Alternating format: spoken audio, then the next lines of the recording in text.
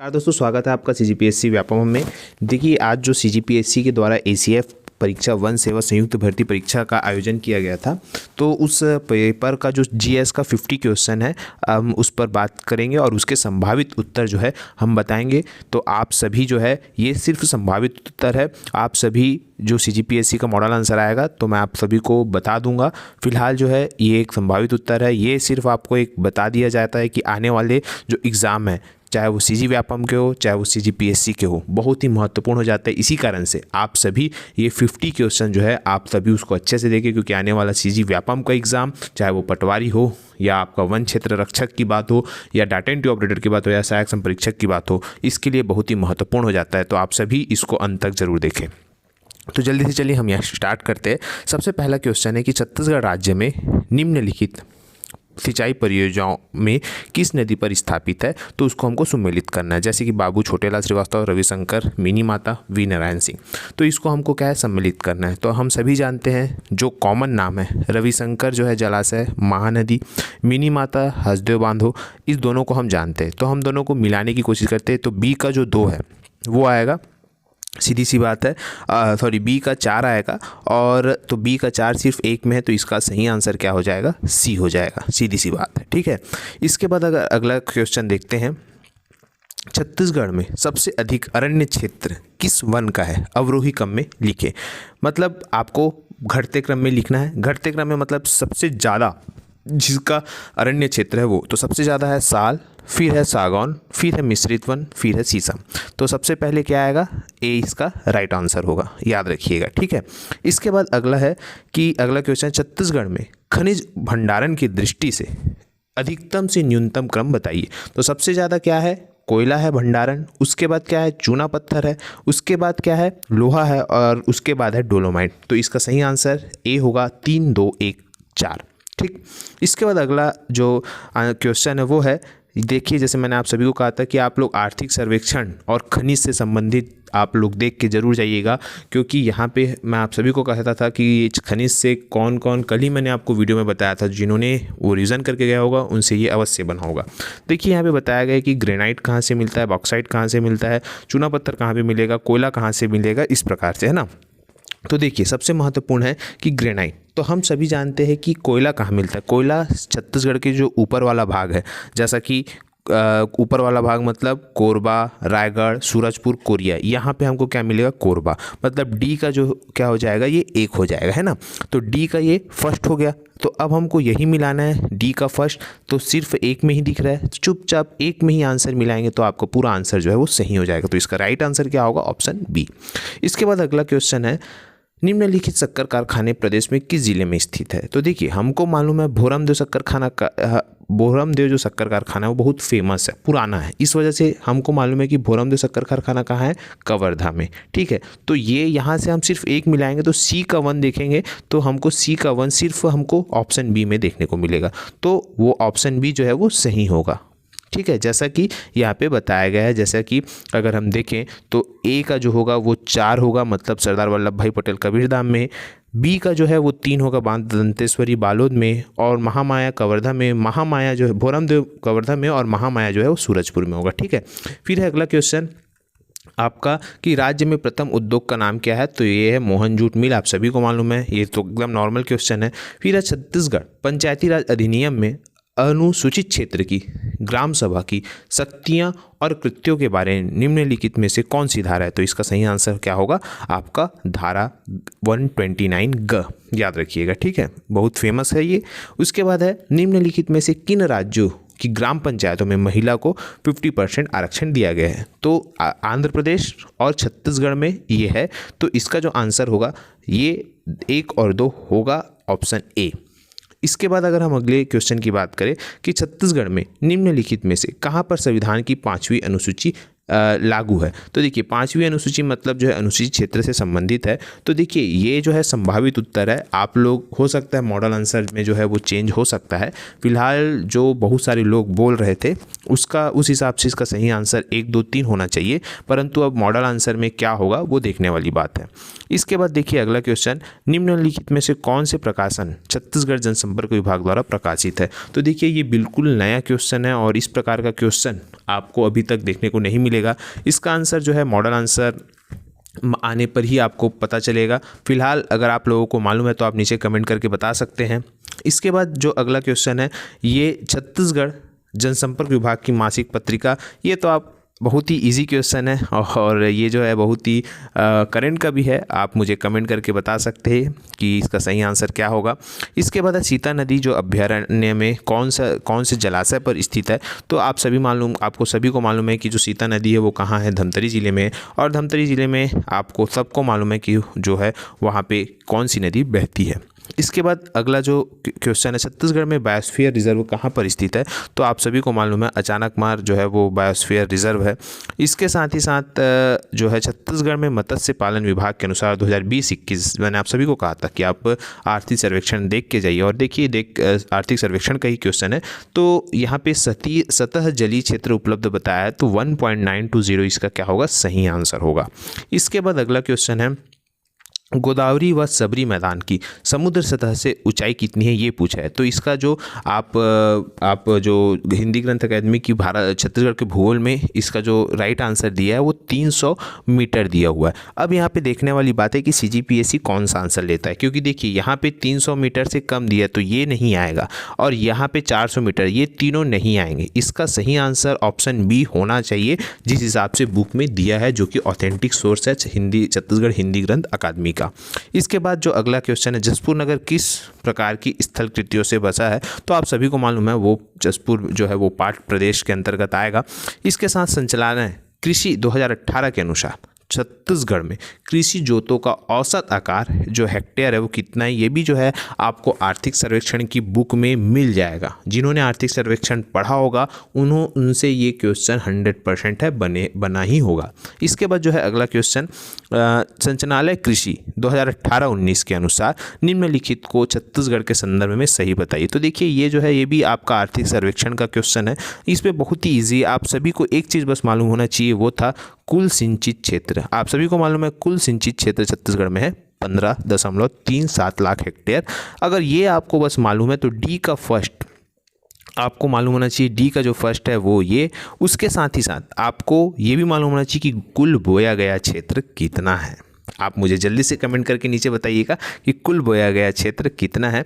और इस प्रकार के प्रश्न बहुत ही कंपटीशन के लिए आपको बहुत ही अच्छे हैं, क्योंकि आपको मालूम चल जाता है कि कौन ने पढ़ा है और कौन नहीं पढ़ा है। तो आप सभी इस क्वेश्चन को ज़रूर बनाएं।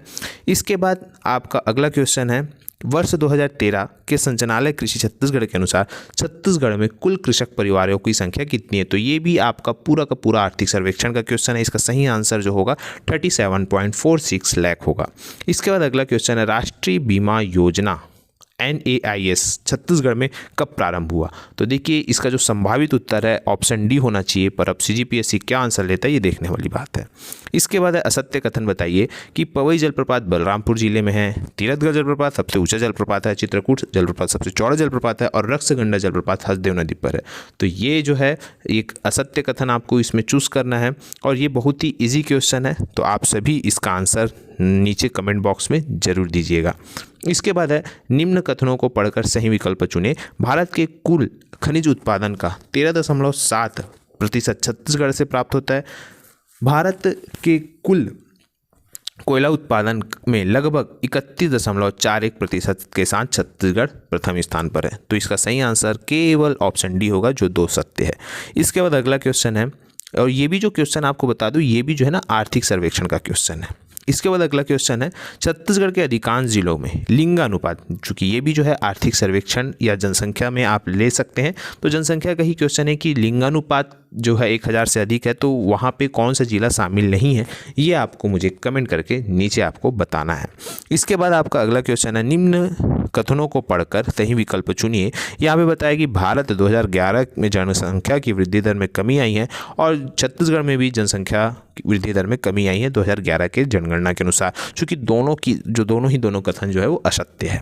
इसके बाद अगला क्वेश्चन है, कोरिया जिले में कौन सा स्थल अशोककालीन मूर्तियों के लिए प्रसिद्ध है। तो इसका सही आंसर कोटाडोल जो आएगा वो सही आंसर होगा।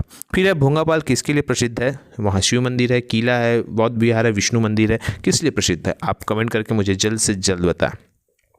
इसके बाद अगला क्वेश्चन है हरित छपरा, ये जो है आपका औद्योगिक क्षेत्र है, यहाँ पे आपको पता होना चाहिए। तो देखिए आप सभी को सबसे पहले क्या पता होना चाहिए, जोरा तराई कहाँ है, राजनांदगांव में। एक चीज़, अंजनी कहाँ है, बिलासपुर में। दोनों को मालूम है तो आपका क्वेश्चन बन जाएगा। हरित छपरा आप सभी को मालूम है कवर्धा में है, और नैनपुर कहाँ होगा, आपका सरगुजा में होगा। इस प्रकार से अगर हम देखें इसका सही आंसर क्या होगा, ऑप्शन डी इसका सही आंसर होगा। ठीक है, इसके बाद अगला क्वेश्चन है निम्नलिखित अभिलेखों एवं संबंधित शासकों के नामों को सुमेलित कीजिए। तो ये यहाँ पे देखिए कुरुद ताम्रपत्र, सिरपुर शिलालेख, बारसूर शिलालेख, कोटगढ़ शिलालेख। तो देखिए आप सभी को मालूम है कि जो सिरपुर का लक्ष्मण मंदिर का निर्माण कौन कराया था, किसके समय हुआ था, महर्षि बालार्जुन के समय। तो बी का फर्स्ट हो जाएगा।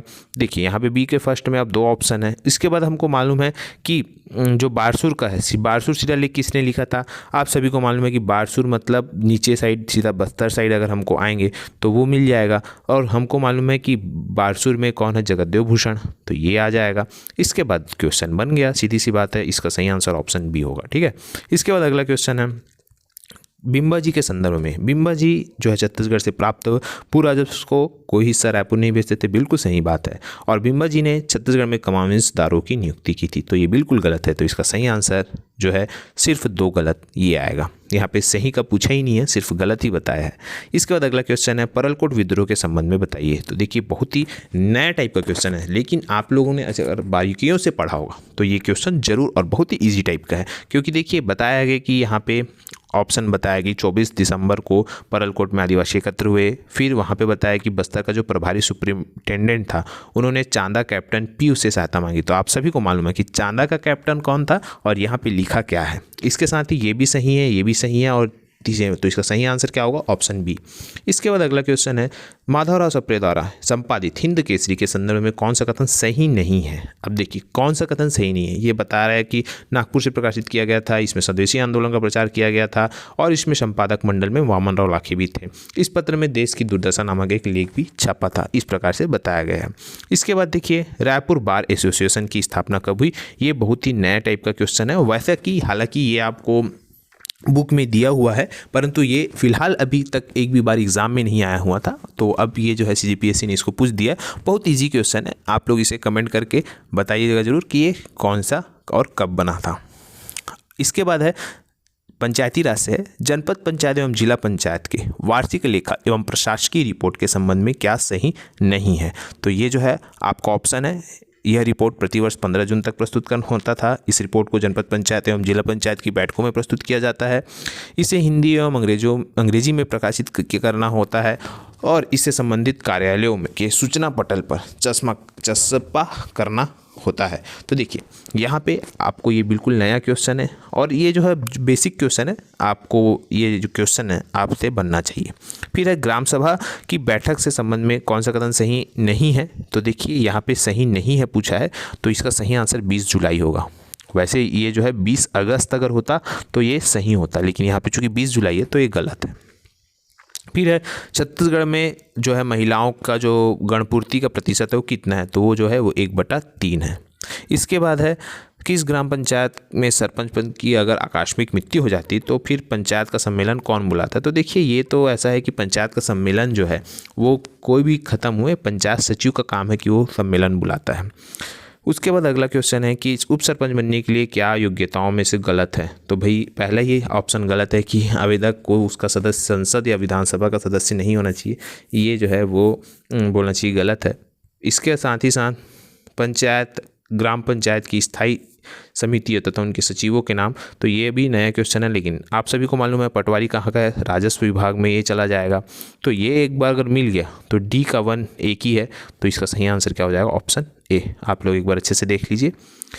इसके बाद अगला क्वेश्चन है, ये क्वेश्चन है जनपद पंचायत की बैठक का आयोजनकर्ता कौन है। तो आप सभी को मालूम है मुख्य कार्यपालन अधिकारी, जिसको CEO बोलते हैं। इसके बाद अगला है कि जनपद पंचायत विभिन्न प्रकार की योजनाओं एवं रिपोर्ट तैयार करने के लिए उत्तरदायी होती है। निम्नलिखित में से कौन सा कार्य जनपद पंचायत नहीं करती। तो आप सभी मुझे कमेंट करके बताइएगा कि ये इसका सही आंसर क्या होगा। वैसे इसका जो संभावित है ऑप्शन डी होना चाहिए। अगर इसका अगला क्वेश्चन देखें, जैसा मैंने आप सभी को कहा था कि आदिवासी संस्कृति, तो आदिवासी संस्कृति से पूछा है कि सुवा नृत्य, पंथी नृत्य, रैला गीत। तो आप सभी को मालूम है ये बहुत ही ईजी क्वेश्चन है कि आप सभी से लगभग ये बन गया होगा, और इसका बस ये ऑप्शन है और ये बनाना चाहिए, ठीक है। इसके बाद है अगला क्वेश्चन, घड़वा शिल्प बनाया जाता है। तो आप सभी को बहुत ही इजी क्वेश्चन है ये, कौन से कहाँ से बनाया जाता है। इसके बाद अगला है जनगणना, फिर से आ गया 2011 में, निम्नलिखित जनजातियों का आरोही क्रम में सजाइए। तो देखिए ये मेरे टेस्ट सीरीज़ में भी आया था ये क्वेश्चन, तो आप जिन्होंने मेरा टेस्ट सीरीज ज्वाइन किया होगा इससे ये ज़रूर बना होगा। फिर है छत्तीसगढ़ में सिरपुर एक प्रमुख बौद्ध स्थल है और राम झरना बस्तर में स्थित है। तो ये जो है आप लोगों के लिए बहुत ही इजी क्वेश्चन है। और इसके बाद अगला क्वेश्चन देखते हैं। अगला क्वेश्चन है, छत्तीसगढ़ के निम्नलिखित साहित्यकारों को उनके जन्म वर्ष के आधार पर जो है वो सजाना है। तो देखिए सबसे पुराने ये है, मतलब सुंदरलाल शर्मा, फिर आएगा बंशीधर पांडे, फिर आएगा आपका द्वारिका प्रसाद तिवारी, और सबसे जो वो है वो हेमनाथ यदु। तो आप लोग उसे नेट में सर्च कर सकते हैं, लेकिन इसका सही आंसर जो है वो ऑप्शन बी होगा। इसके बाद अगला क्वेश्चन है, गोरिया खेत के करिया बीज का तात्पर्य क्या है। ये छत्तीसगढ़ी जो लैंग्वेज है वहाँ से ये क्वेश्चन पूछा गया है। वैसे जो इसका संभावित उत्तर है ऑप्शन डी है, पर देखते हैं इसका सही आंसर क्या होता है। फिर अरपा पैरी के धार महानदी है पार के राज्यगीत के रचयिता कौन है, हमारे डॉक्टर नरेंद्र वर्मा जी है। फिर है अगला क्वेश्चन कि ये फिर से इस टाइप का पूछ दिया है क्वेश्चन, जो अभी हाल ही में अभी जो 26 नवंबर को एग्ज़ाम हुआ था चिकित्सा वालों का, उसमें भी इस टाइप का क्वेश्चन पूछा था, और फिर से इस टाइप का क्वेश्चन पूछ रहा है। तो इस टाइप के क्वेश्चन के लिए आप रेडी रहिएगा। इसके बाद अगला क्वेश्चन है जो 49वां नंबर का, ये आपको जो वन क्षेत्र से संबंधित पूछा गया कि सीता नदी, अचानक मार, उदयंती, ये इस टाइप का पूछा गया। तो ये बहुत ही ईजी क्वेश्चन है। फिर है लास्ट और अंतिम क्वेश्चन कि नातेदारी मानव के रक्त संबंधों को बताता है, और दूसरा तो कथन है विवाद और उत्पन्न समन रक्ता संबंध नातेदारी है। तो ये जो है आप लोगों के लिए बिल्कुल नया क्वेश्चन है। इस प्रकार से अब जो है इसका फाइनल आंसर, मॉडल आंसर आज जो है वो आने के बाद आपको बताया जाएगा। फ़िलहाल ये 50 क्वेश्चन थे और आप इसी प्रकार से रेडी रहिएगा। अब इसका जो PDF है आपको मैं शाम को उपलब्ध करा दूंगा। फ़िलहाल इसका जो सेकंड पेपर है आप सभी उसकी की तैयारी करते रहिए। तो अब हम मिलते हैं नेक्स्ट वीडियो में।